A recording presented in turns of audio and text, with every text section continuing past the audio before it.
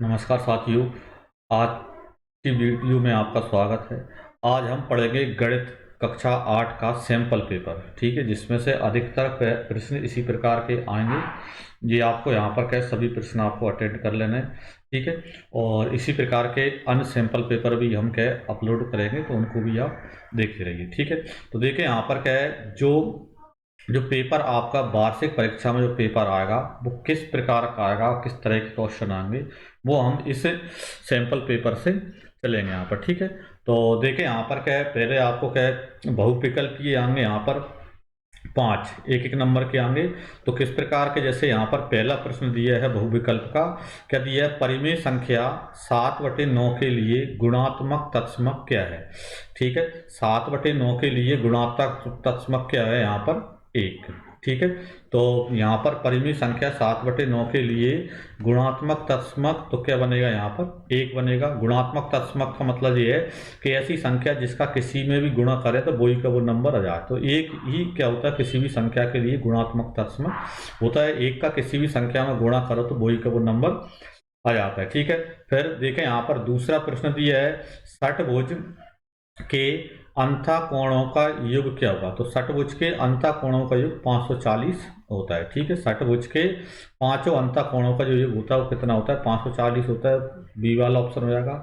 तीसरा क्वेश्चन है अपना, देखें यहाँ पर 23 के घन में इकाई का अंक क्या होगा। 23 के घन का मतलब ये है कि 23 को 3 बार गुणा में लिख के यहाँ पर क्या है गुणा करेंगे तो उसमें इकाई का अंक क्या बनेगा। 23 को 3 बार गुणा में लिख के यदि क्या है गुणा करते हो तो यहाँ पर क्या है उसमें जो इकाई का अंक आता है वो कितना आता है, 7 आता है। मतलब कि बी वाला ऑप्शन इसका सही बनेगा। इसी प्रकार चौथा क्वेश्चन देखें यहाँ पर क्या दिया है। चौथा क्वेश्चन दिया है 840 रुपये अंकित मूल्य वाली वस्तु पर बट्टा 126 रुपये उस वस्तु का विक्रय मूल्य क्या होगा। मतलब ये है कि यदि एक वस्तु पर 840 रुपये रेट डाला है और दुकानदार उस पर 126 रुपये का क्या दे रहा है, बट्टा दे रहा है, मतलब छूट दे रहा है, डिस्काउंट दे रहा है, तो उस वस्तु का विक्रय मूल्य क्या होगा। तो सीधा सा ये है कि 840 रेट डाला है और इसमें 126 रुपये की क्या छूट देगा, तो 840 में से 126 आप कम कर दो, कितने बचे यहाँ पर 4 1 7, मतलब 714। मतलब डी वाला ऑप्शन आपका आंसर उसमें हो जाएगा। ये इसी प्रकार यदि एक घनाभ आकार टंकी जिसमें ढक्कन नहीं है की लंबाई कितनी है 1 मीटर, चौड़ाई कितनी है 1 मीटर और इसकी गहराई कितनी यहाँ पर 2 मीटर है, तो टंकी का पृष्ठीय क्षेत्रफल क्या होगा। तो टंकी का पृष्ठीय क्षेत्रफल कितना बनेगा, यहाँ पर 9 वर्ग मीटर बनेगा, ठीक है। उसकी क्या है, चारों दीवारों का क्षेत्रफल और प्लस उसके फर्श का क्षेत्रफल, ठीक है। जैसे हम जानते हैं कि किसी भी क्या है टंकी ऊपर से ढक्कन नहीं है, तो इसका मतलब ये है कि इसका पृष्ठीय क्षेत्रफल का जो फॉर्मूला बनेगा, इसका जो एरिया बनेगा, तो एरिया के लिए यदि आप फॉर्मूला निकाल लगाते हो तो फॉर्मूला क्या है, चारों दीवारों का क्षेत्रफल। तो चारों दीवारों का क्षेत्रफल होता है 2 लंबाई प्लस चौड़ाई और इंटू ऊंचाई, ठीक है। चारों दीवारों ए लंबाई होती है, बी चौड़ाई होती है और सी ऊंचाई होती है, प्लस इसके फर्श का क्षेत्रफल, तो फर्श में लंबाई इंटू चौड़ाई, तो इस फॉर्मूले से निकल जाएगा। तो यहाँ पर यदि आप देखोगे तो 2, अब लंबाई प्लस चौड़ाई, तो देखो लंबाई कितनी है 1 और चौड़ाई कितनी है 1, तो 1 और 1 2 होगा यहाँ पर, और इंटू सी, तो सी यहाँ पर कितना है, यहाँ पर गहराई कितनी यहाँ पर 2, तो इंटू में 2, फिर प्लस लगा के क्या है यहाँ पर a इंटू बी, तो a मतलब लंबाई और b मतलब चौड़ाई, तो लंबाई भी 1 है और चौड़ाई भी 1 है।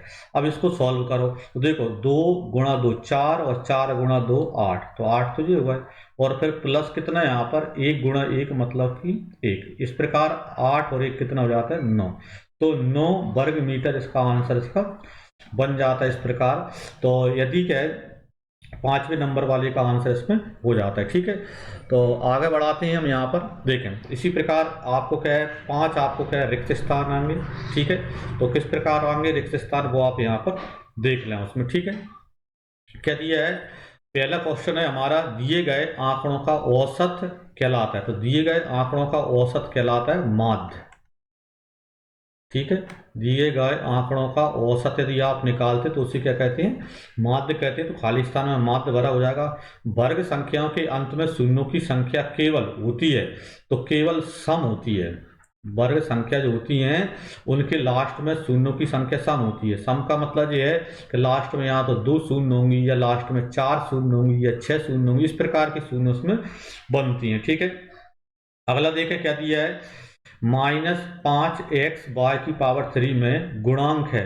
तो जब गुणांक जब निकालते हैं तो एक्स वाई को छोड़ दो, तो इसमें एक्स वाई को छोड़ेंगे तो क्या बचा यहाँ पर -5। तो इसका मतलब -5 इसका क्या है, गुणांक है। जब भी किसी में गुणांक पूछा है तो इसका मतलब जो उसमें अचर राशि होती है एक्स वाई जेड, उनको छोड़ दो, उसके बाद जो नंबर लिखा है वो गुणांक कहलाता है। ठीक है, अगला नवा देखें क्या दिया है, खाली स्थान सभी संख्याओं का गुणनखंड होता है। तो कौन सा ऐसा नंबर है जो सदैव क्या है, सभी संख्याओं का गुणनखंड होता है, वो होता है 1 सभी संख्याओं का गुणनखंड होता है। फिर 10वां देखें, यहाँ पर 10वां क्या दिया है, 2y और 22xy का सार्व गुणनखंड है। तो सार्व गुणनखंड मतलब दोनों में, अब देखो दोनों में एक तो आपको y दिख रहा है तो ये y आ गया। ठीक है, दूसरा आपको क्या दिख रहा है, जैसे इसमें 2 है और इसमें 22 है, तो 2 और 22 मतलब 22 में भी 2 है, 2 का भाग चला जाता है 22 और इधर 2 है, कॉमन क्या है, 2 कॉमन है। तो इसका मतलब ये है कि 2y और 22xy में का जो सार्व गुणनखंड है, कॉमन फैक्टर है, वो कितना है, 2y है। ठीक है, तो इस प्रकार आपके खाली स्थान हो जाते हैं। फिर इसके बाद आपको क्या है, यहाँ से अति वाले क्वेश्चन मिलेंगे। देखो यहाँ पर जैसे प्रश्न क्रमांक 11 से 16 तक क्या मिलेंगे, अति लघु त्रि प्रश्न मिलेंगे। इसी प्रकार का पेपर आपको वार्षिक परीक्षा का आने वाला है। इस पेपर को यदि आप अच्छे से कर लोगे तो क्या है, आप बिल्कुल समझिए कि आपके बहुत अच्छे नंबर आने वाले हैं। ठीक है, तो देखें क्या दिया है, 11वां प्रश्न, वितरकता के उपयोग से निम्नलिखित का मान ज्ञात कीजिए। तो इसको क्या करना है, हल करना है, इसको सॉल्व करना है। ठीक है, तो देखें सबसे पहले बीच में जब प्लस या माइनस होता है तो कॉमन लिया जाता है। जैसे बीच में प्लस लगा है तो इधर भी देखो 6/5, उधर भी कितना है 6/5, तो आप 6/5 को एक बार लिख लो, कॉमन ले लिया मतलब बाहर निकाल लो। ठीक है, अब अंदर क्या बचा वो देखो, तो यहाँ पर बचा -3/12 बचा, और फिर ये प्लस लगा है तो प्लस लगा देंगे, और यहाँ पर कितना बचा 5/12। ठीक है, जो कॉमन जो नंबर है वो लिखेंगे, लेकिन कॉमन कब लिया जाता है, जब उसके बीच में या तो प्लस लगाओ या माइनस लगाओ। ठीक है, अब आगे बढ़ाते हैं तो देखो 6/5 को कैसा कैसा कॉपी कर लो। ठीक है, ये 6/5 लिख दिया। अब इन दोनों के, इसके नीचे भी 12 है और दूसरे नंबर के नीचे भी 12 है, इसलिए 12 को एक बार लिख लो।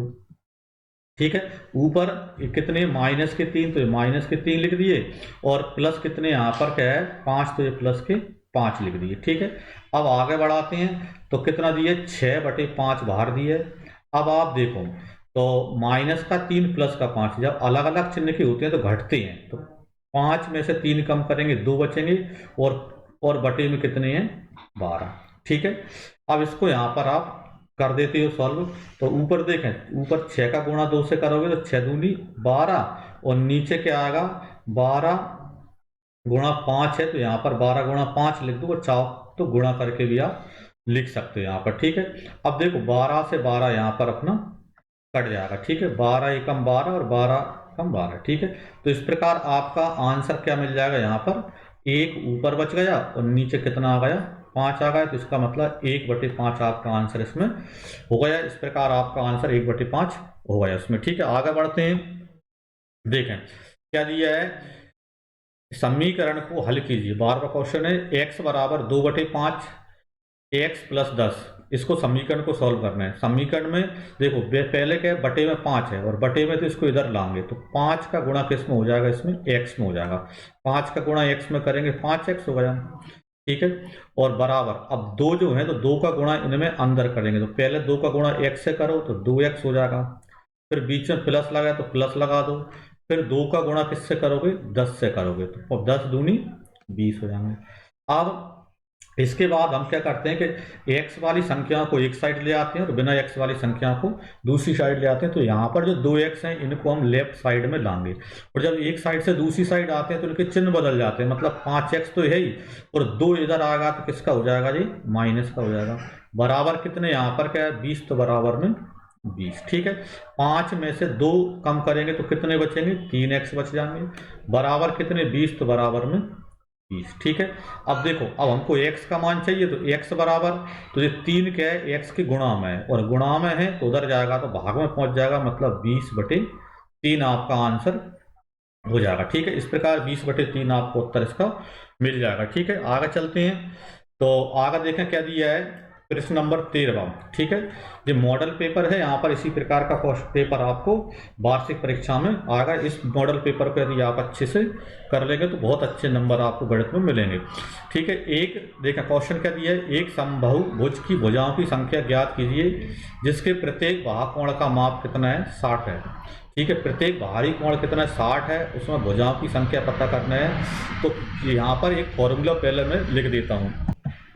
देखें, तो ये फॉर्मूला है, जब भी हमको समबाहुभुज में भुजाओं की संख्या निकालना है तो 360 में प्रत्येक बाहु कोण का भाग दे दो। तो यहाँ पर यदि हम देखें तो 360 और बटे में यहाँ पर क्या है, बाहरी कोण इसमें दिया है कितना, 60 डिग्री, तो 360 में 60 का भाग दे दो। ठीक है, अब इसको आप सॉल्व इसमें कर दोगे यहाँ पर। ठीक है, तो देखें यहाँ पर जैसे 0 से 0 कट ही जाएगा, 6 का भाग 36 में दोगे तो 6 6 36, तो इसका मतलब कितनी आ गया यहाँ पर 6।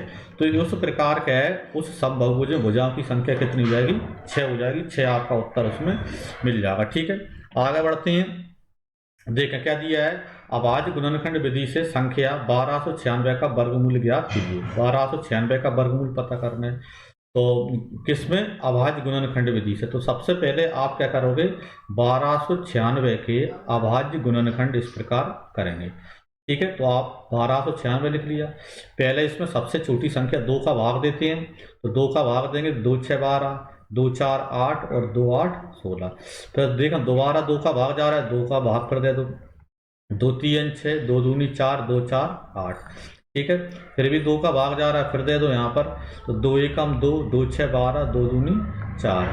ठीक है, फिर 2 का भाग देंगे, तो देखें 2 8 16, 2 एकम 2। अब 81 आ गए, तो 81 में 2 का भाग नहीं जाता, तब 3 का देंगे, 3 का देंगे, 3 दूनी 6 और 3 7 21।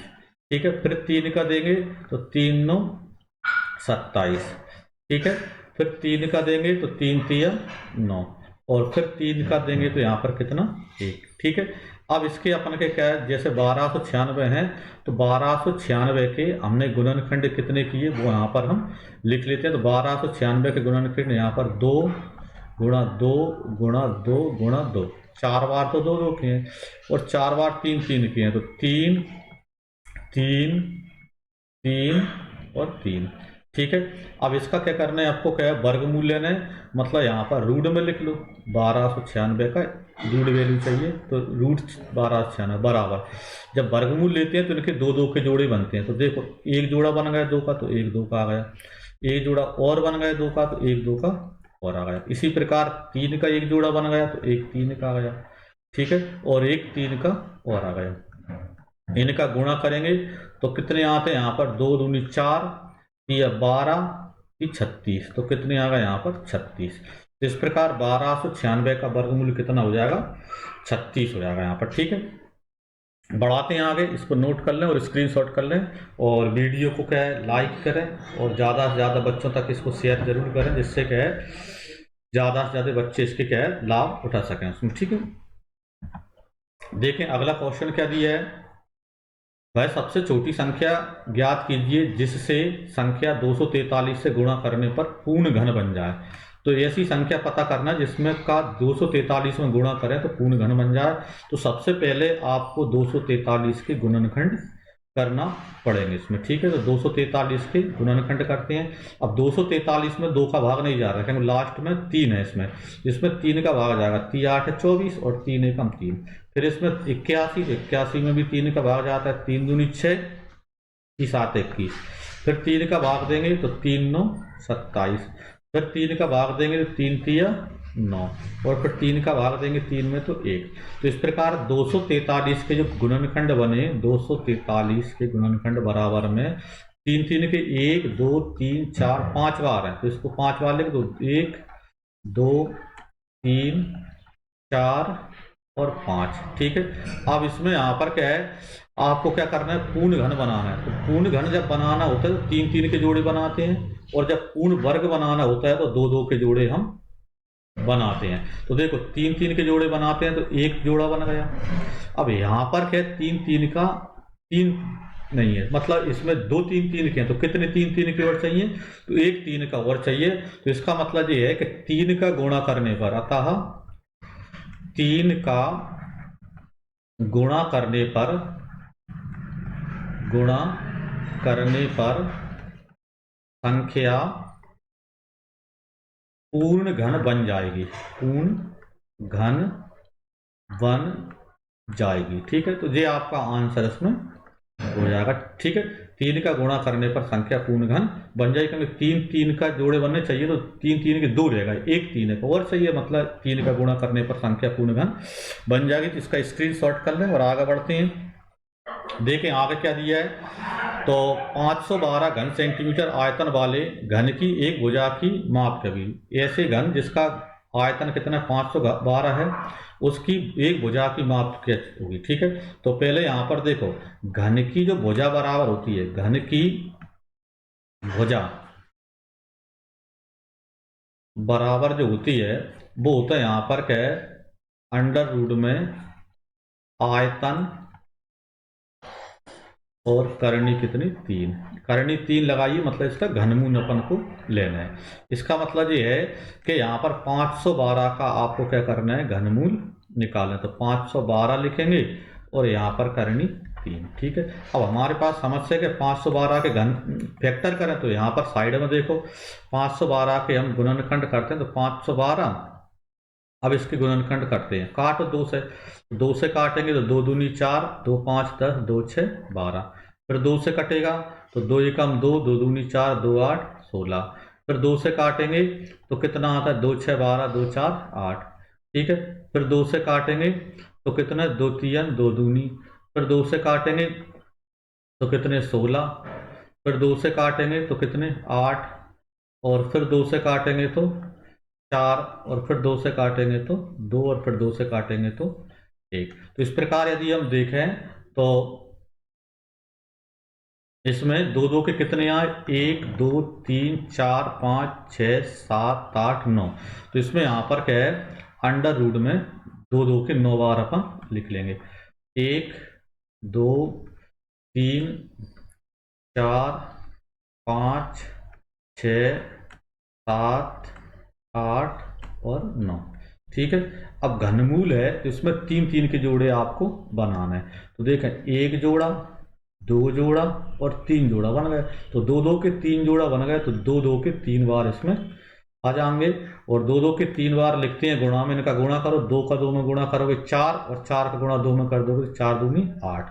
तो 8 सेंटीमीटर उस घन की प्रत्येक भुजा की लंबाई आ जाएगी इसमें। ठीक है, यही आपका आंसर इसमें होगा इसमें। ठीक है, तो ये आपको क्या क्वेश्चन करना है, और इसी प्रकार के अन्य क्वेश्चन भी करना है, संख्या भले ही बदल जाए लेकिन पेपर आपका इसी प्रकार का आएगा उसमें। ठीक है, तो देखें यहाँ पर आगे, देखें आगे अगला क्वेश्चन है 17वां, क्या दिया है यहाँ पर, RENT एक आयत है, देखो जो आकृति दिख रही है REN और T आकृति है, इसके विकर्ण एक दूसरे को ऊपर काट रहे हैं। जी विकर्ण क्या होते हैं, जो डॉट डॉट लगा है जी। ठीक है, जैसे TE और RNG के विकर्ण है जो एक दूसरे को O बिंदु पर काट रहे हैं।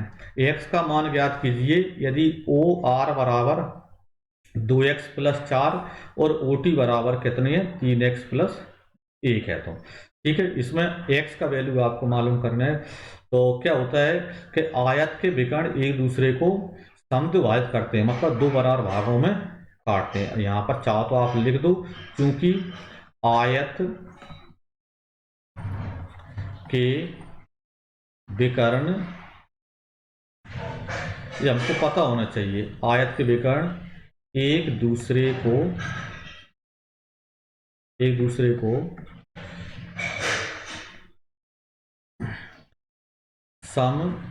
समद्विभाजित करते हैं। ठीक है, तो समद्विभाजित करते हैं और आयत के विकर्ण बराबर भी होते हैं, इसलिए OR और OT बराबर बनेगा। ठीक है, इसलिए क्या बनेगा यहाँ पर OR बराबर में OT। ठीक है, और OR, तो OR की वैल्यू कितनी है 2x + में 4, बराबर OT की वैल्यू कितनी है 3x प्लस में 1। अब समीकरण सॉल्व करना मैंने अभी बताया था कि इसमें क्या x वाली संख्याओं को एक साइड ले आते हैं और बिना x वाली संख्याओं को एक साइड। तो 2x हैं और 3x को इधर लाएंगे तो ये माइनस के हो जाएंगे 3x। बराबर कितने हैं 1 है और 4 उधर जाएगा तो माइनस का हो जाएगा 4। तो 2x में से 3x कम करेंगे तो 1x बचेगा माइनस का। 1 में से 4 कम करेंगे तो माइनस का 3 बच जाएगा, माइनस से माइनस कट जाएगा। तो इस प्रकार x बराबर आपको कितना मिल जाएगा 3 मिल जाएगा। और इस प्रकार x बराबर आपका 3 आंसर इसमें हो जाएगा उसमें। ठीक है, इसको स्क्रीनशॉट कर लें और इसी प्रकार के अन्य क्वेश्चन आप करें यहाँ पर गणित की बुक में से। ठीक है, देखें अगला क्वेश्चन हमको क्या दिया है, पढ़ें इसको। किसी स्कूल के विद्यार्थियों द्वारा पसंद किए जाने वाले आइसक्रीम की महक स्वाद दिया गया है। इन आंकड़ों को एक पाई चार्ट के रूप में पता करना है। अब इनको क्या पाई चार्ट के रूप में लिखना है, तो पाई चार्ट में यहाँ पर देखो चॉकलेट कितना है यहाँ पर 50%, वनीला कितना है, अन्य यहाँ पर क्या है 25% और अन्य प्रकार कितना है 25%। तो इसको आप चाहो तो पहले यहाँ पर डिग्री में चेंज कर सकते हो। जैसे 50% मतलब आधा, तो डिग्री टोटल कितनी होती है 360। तो 360 टोटल होती है तो 360 की आधी मतलब 180 डिग्री। ना चाहो तो ऐसा भी बना सकते हो। 25% मतलब 50 का भी आधा मतलब 180 का आधा मतलब 90 यहाँ पर आ जाएगा और 90 डिग्री यहाँ पर आ जाएगा। डिग्री में जब बदलते हैं तो डिग्री सदैव कितनी होती है 360 होती है। जैसे परसेंट कितनी होती है 100 होती है, वैसे डिग्री 360 होती है। अब इसको क्या करना है आपको, आंकड़ों को पाई चार्ट के रूप में लिखना है। पाई चार्ट मतलब एक वृत्त चार्ट है आपको बनाना है। ठीक है, तो वृत्त चार्ट के लिए यहाँ पर देखो अगली स्लाइड में अपन क्या जगह खाली है इसमें देख लेते हैं। तो वृत्त चार्ट तो एक आप सर्कल बना दो।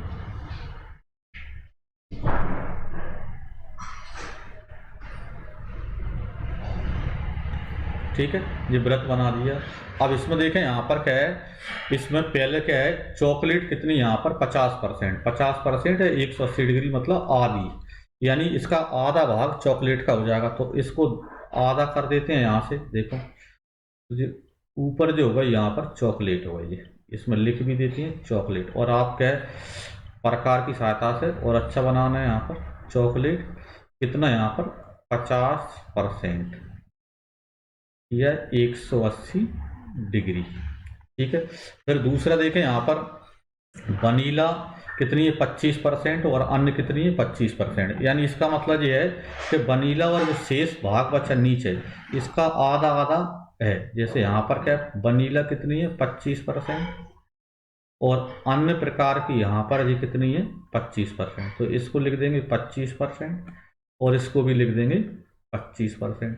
और डिग्री में लिखना है तो यहाँ पर 90 डिग्री और यहाँ पर 90 डिग्री। आप अकेला परसेंट में भी बना सकते हो, डिग्री में भी आप बना सकते हो। तो इस प्रकार इसका जो पाई चार्ट इसका बन गया। ये क्वेश्चन यहाँ पर रहा और इसका पाई चार्ट दे रहा है यहाँ पर। ठीक है, वीडियो को रोक कर आप देख लेना क्वेश्चन को। आगे चलते हैं, आगे क्या दिया है भाई, सबसे छोटी संख्या ज्ञात कीजिए जिससे 600 को गुणा देने पर 600 को भाग देने पर वह पूर्ण वर्ग बन जाए।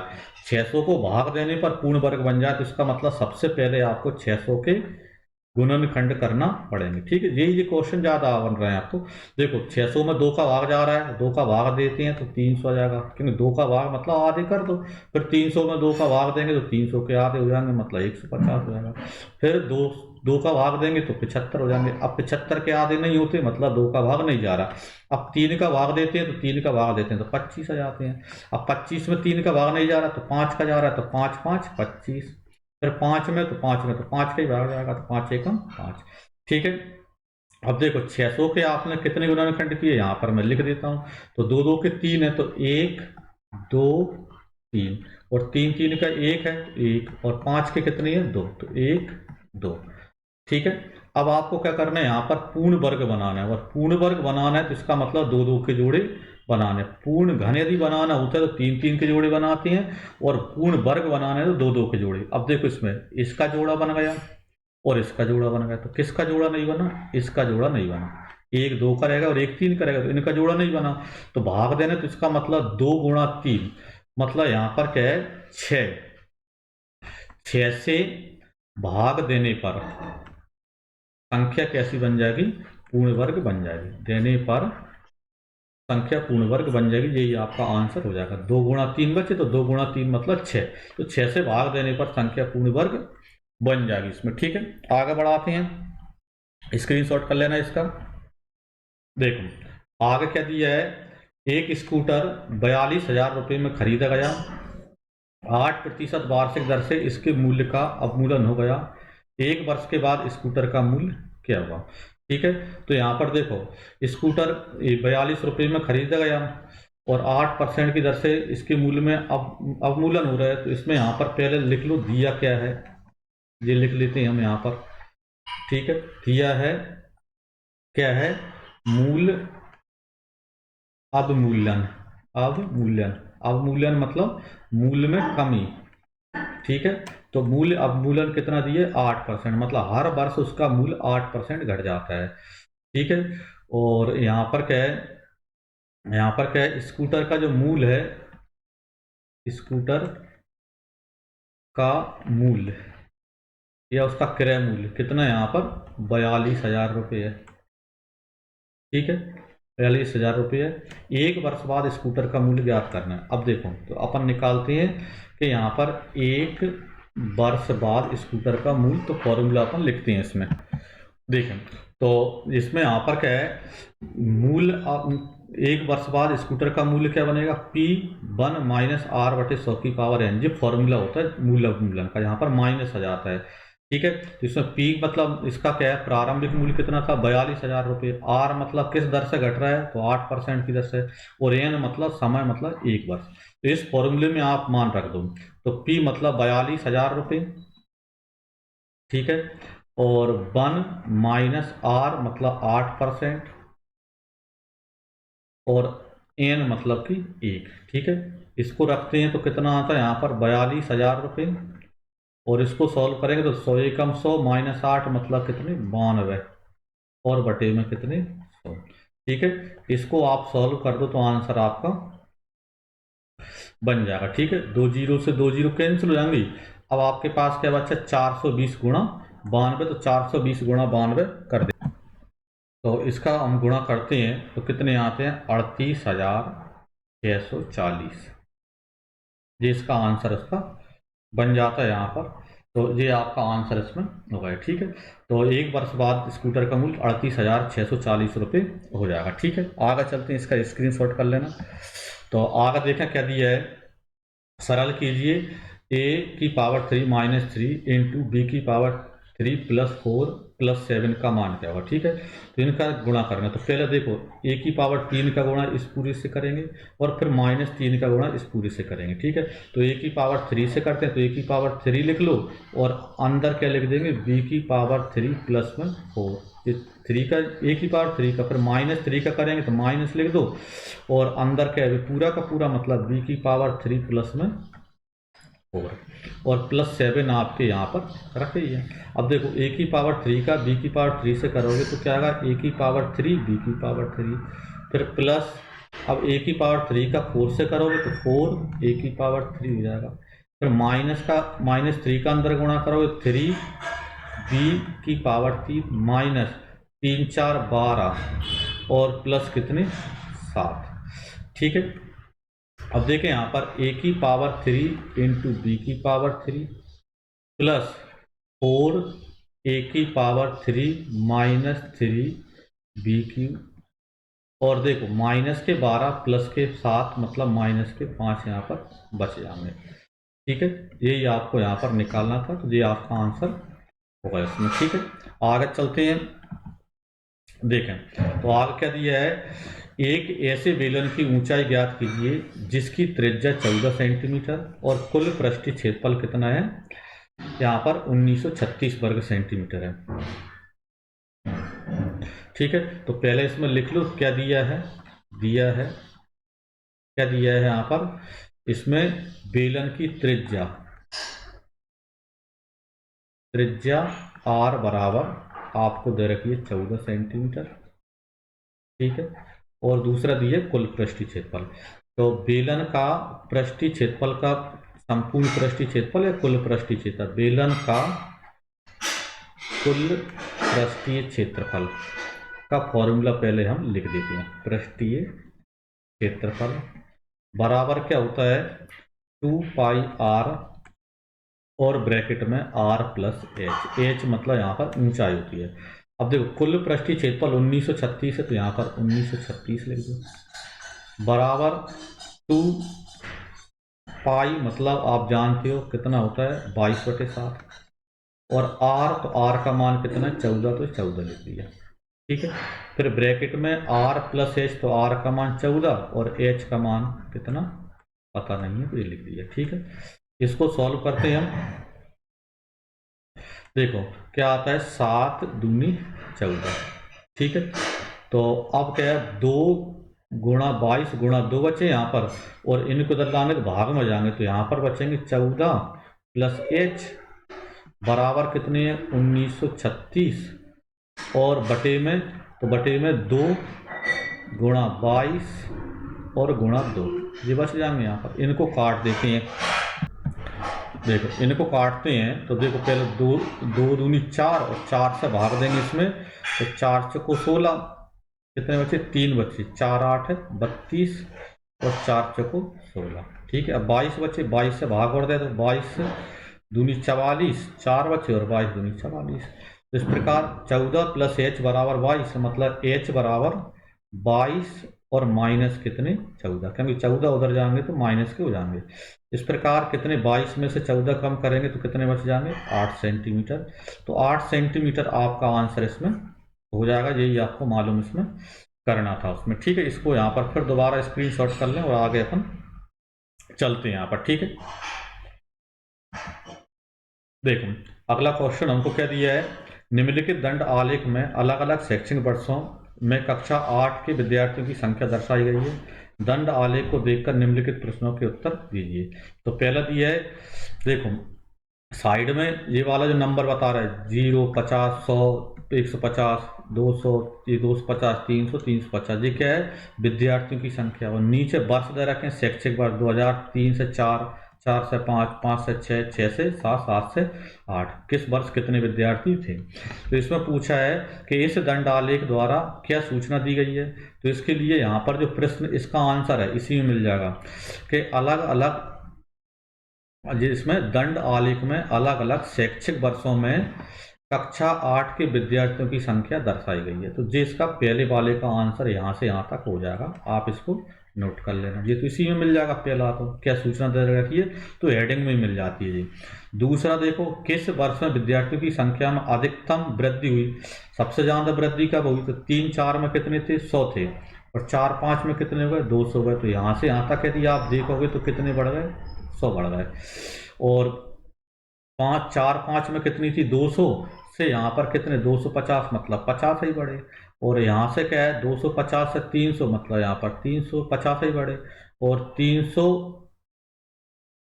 यहाँ से यहाँ पर क्या है देखें तो 300 से क्या है 350 मतलब यहाँ पर ही 50। तो सबसे ज़्यादा वृद्धि कब हुई 4 5 में। तो यहाँ पर इसका आंसर आपका हो जाएगा 2004-5। ठीक है, 2004-5 में वृद्धि सबसे ज़्यादा हुई 100 से 200 गए 100 बढ़े थे इस वर्ष में। ठीक है, तो 2004-5 आपका आंसर इसका हो जाएगा दूसरे प्रश्न का। ठीक है, फिर आगे देखते हैं। देखें इसी का प्रश्न है किस वर्ष में विद्यार्थियों की संख्या अधिकतम है। तो देखें यहाँ पर इसमें आपको दिख रही है सबसे अधिक जो है वो कहाँ है, ये वाला ग्राफ सबसे ऊपर है कितना है यहाँ पर 350 है विद्यार्थियों की संख्या। देखो तो इसका मतलब 2007-8। तो इसका आंसर आपका क्या बन जाएगा, सा वाले का जो आंसर है वो बन जाएगा 2007-8। ठीक है, फिर देखें बताइए कि यह सत्य है या असत्य। 2005-6 में विद्यार्थियों की संख्या 2003-4 की संख्या की दुगुनी है। तो 5-6 में 3-4 से दुगुनी है का देखो तो 5-6 में कितनी है यहाँ से मिला कितनी है 250 और 3-4 में कितनी थी 100 थी। तो 100 का दुगुना तो 200 होता है, 200 तो नहीं है यहाँ तो 250 है, इसका मतलब असत्य है ये।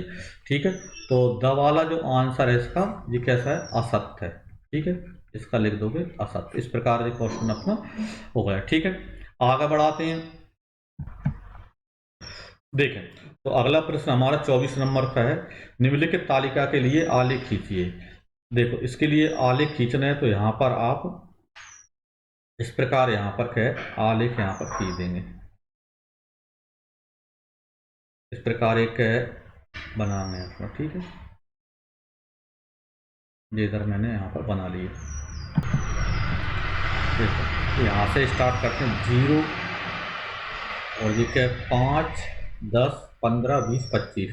तो यहाँ पर 5, 10, 15, 20, 25, ठीक है। आप स्केल से बनाओगे इसको।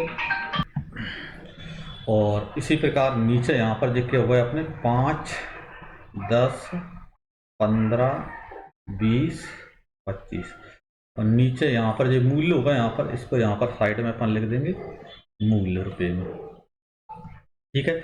नीचे यहाँ पर अमरूदों की संख्या 1, 2, 3, 4, 5, तो 1, 2, 3, 4 और 5 इस प्रकार यहाँ पर इधर कर दो, ठीक है जी। एक्स अक्ष कहलाता है, ऊपर वाला वाई अक्ष कहलाता है खड़ा, ठीक है। 1, 2, 3, 4, 5, ठीक है। अब देखो तो पहले के 1, 5 तो यहाँ पर ये दोनों इस बिंदु पर दोनों मिल रहे हैं, यहाँ पर अपन बना देंगे। पेन का कलर चेंज कर लूँ मैं। देखो तो यहाँ पर क्या है, पहले 1 और 5 यहाँ पर आ जाएंगे तो यहाँ पर पॉइंट बना दो। तो 2 और 10 तो 2 और 10 तो इस पॉइंट पर दोनों मिल जाएंगे तो यहाँ पर बना दो, ठीक है। फिर क्या है 3, 15 तो 3 कहाँ पर जाकर मिलेगा 15 पे यहाँ पर, तो 3, 15। फिर 4, 20 तो 4, 20 की सीधे मिलेगा तो यहाँ पर बना दो, ठीक है। 5, 25 तो 5 और 25 मतलब यहाँ पर आ जाएगा जी, ठीक है। तो ये स्केल से नाप का बनाना, खैर मैंने इस बना। अब इसको यहाँ से आप मिला दोगे इस प्रकार, इन सभी पॉइंटों को मिला दो यहाँ पर, ठीक है, ठीक है। तो ये आपका क्या बन गया, आलेख इसमें बन गया, ये आपका आंसर इसमें हो गया, ठीक है। आगे चलते हैं। देखें क्या दिया है, एक फैक्ट्री को कुछ वस्तुएं 63 दिन में बनाने के लिए 42 मशीनों की आवश्यकता होती है, उतनी ही वस्तुएं 54 दिन में बनाने के लिए कितनी मशीनों की आवश्यकता होगी, ठीक है। तो एक साइड यहाँ पर क्या वस्तुओं की संख्या लिख लेते हैं, वस्तुएं, ठीक है। और एक साइड लिख लेते हैं यहाँ पर मूल्य, ठीक है। इस प्रकार आपने पढ़ा होगा, इस प्रकार अपन करते हैं, ठीक है। तो इस प्रकार यहाँ पर क्या वस्तुओं की संख्या और मूल्य। अब इधर क्या वस्तुएं कितनी है 63 और 54, सॉरी दिन है यहाँ पर, वस्तुएं और दिन, ठीक है। मूल्य तो यहाँ पर 63 दिन में बनाने के लिए बस यहाँ पर एक फैक्ट्री में कुछ वस्तुएं 63 दिन में बनाने के लिए मशीनों की आवश्यकता, वस्तुएं लिख दी मैंने यहाँ पर, मशीनें लिख देंगे, मशीनें, ठीक है। तो 63 दिन में यहाँ पर क्या है बनाने के लिए 42 मशीनों की आवश्यकता पड़ती है। तो देखो 63 दिन तो यहाँ पर बनाने के लिए 42 मशीनें, दिन वाले के नीचे दिन आ जाएंगे, ठीक है। और 54 दिन तो यहाँ पर 54 दिन आ जाएंगे, ठीक है। और 42 मशीनें तो यहाँ पर कितनी 42 मशीनें, ठीक है। और 54 दिन में कितनी मशीनें चाहिए ये अपन को यहाँ पर पता करना है, ठीक है। इनका ऐसा कैसा क्रॉस गुणा कर लेते हैं, ठीक है। 42 गुणा 63 बराबर क्या जाएगा 54 गुणा x, ठीक है। मतलब x बराबर कितना हो जाएगा आपका 42 गुणा 63 और बटे में 54, ठीक है। इसको सॉल्व हम कर देते हैं यहाँ पर, इसको सॉल्व करते हैं तो देखें तो 9 से कट रहा है 9, 7, 63 और 9 छक्के 54, 6 और 6, 7, 42, ठीक है। यानी 7 गुणा 7 यानी कितनी 49, यानी 49 मशीनों की जरूरत उसमें पड़ेगी, ठीक है।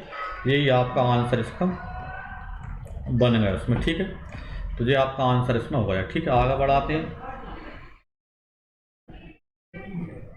देखें आगे क्या दिया है 26वां प्रश्न है। देखें तो इसमें भाग देना है आपको, तो इसके पहले फैक्टर करते हैं किसके 45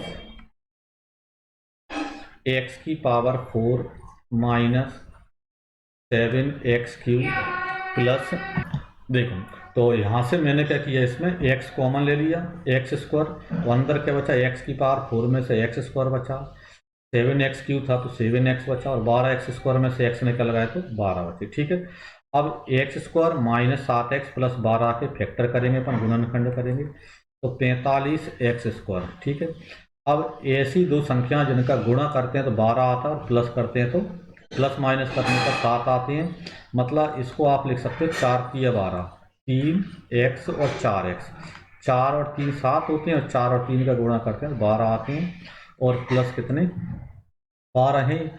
ठीक है, इस प्रकार यहाँ पर क्या है 45x स्क्वायर। अब देखो यहाँ से हम देखें तो x कॉमन आ जाएगा, तो क्या बचेगा, x माइनस 3 बचेगा, और यहाँ से 4 कॉमन आ जाएगा।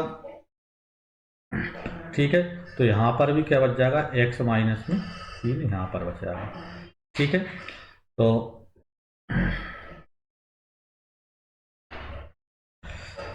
देखें तो इस प्रकार यहाँ पर अब देखें तो क्या बचेगा, यहाँ पर क्या है 45x स्क्वायर जी, क्या गलत था, 5 नहीं है 3 आएगा, यहाँ पर मिसप्रिंट हो गया। तो इसमें x कॉमन, x माइनस 3 को एक बार लिख देंगे अपन, तो x माइनस 3, तो इधर अंदर क्या बचा अपना, x माइनस में 4 यहाँ पर अपना बच जाता उसमें। ठीक है, तो ये इसके फैक्टर हो गए। अब आपको भाग देना है, अब आपको भाग देना है, मतलब क्या करना है, यहाँ पर क्या है, तो 45x स्क्वायर, x माइनस 3 और x माइनस 4 में किसका भाग देना है, तो भाग देना है 5x और फिर ब्रैकेट में x माइनस 3, तो ये x माइनस 3। ठीक है, तो इसका आप भाग यहाँ पर दोगे। ठीक है, तो देखें 5 से भाग दोगे 45 में तो 9 आ जाएंगे, और एक x स्क्वायर में से एक x कम हो जाएगा, और x माइनस 3 से x माइनस 3 कट जाएंगे, तो इस प्रकार आपको कितना बचेगा, 9x और ब्रैकेट में x माइनस में 4। ठीक है, यही आपका आंसर इसमें हो जाएगा, ये आपका भाग लग गया उसमें। ठीक है, इस प्रकार आपका ये पूरा सेट अपना कंप्लीट हो जाता है। आपके पेपर में 26 प्रश्न आएंगे, तो इस प्रकार के प्रश्न आपको बनेंगे यहाँ पर। ठीक है, इसी प्रकार के अन्य क्वेश्चन यहाँ पर और सेट भी हम यहाँ पर अपलोड करेंगे, तो उसके लिए यहाँ पर क्या वीडियो को ज़्यादा से ज़्यादा बच्चों को शेयर कीजिए, और इस चैनल को सब्सक्राइब भी कर लीजिए, ताकि आपको समय समय पर इस प्रकार की वीडियो प्राप्त होती है। जय श्री राम।